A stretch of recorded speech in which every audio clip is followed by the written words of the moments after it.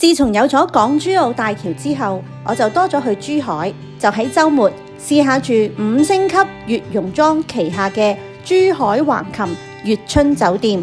由港珠澳大橋珠海口岸搭網約車，大概25分鐘就會到酒店。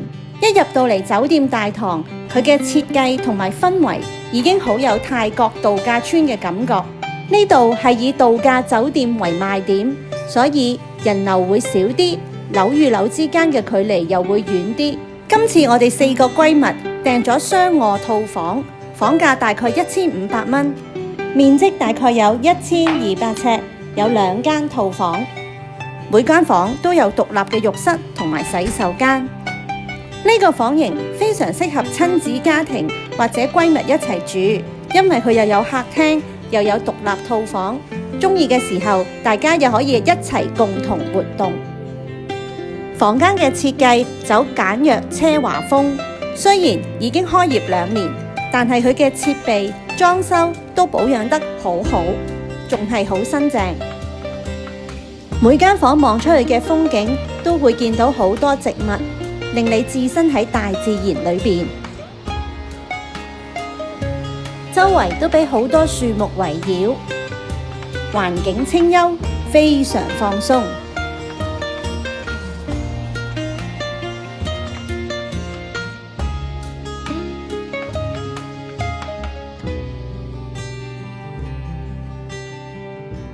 呢度比較特別嘅地方係每一位入住嘅客人都可以參加一個工作坊，每個時段都有唔同嘅工作坊可以俾你參加。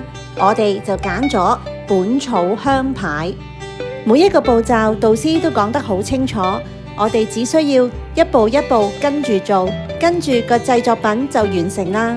酒店設施方面有游泳池、健身室、兒童遊樂室，仲有 SPA 添。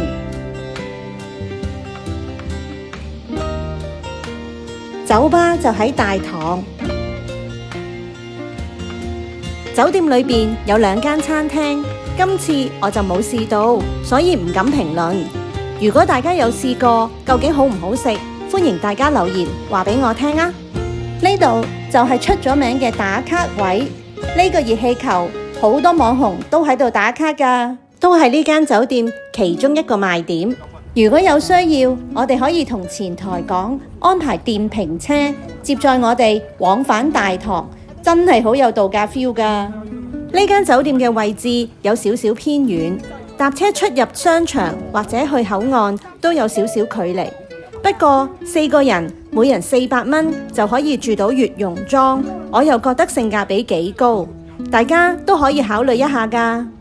如果大家鍾意我呢條片，歡迎大家 like、comment、share 同 subscribe 我嘅 channel 啦。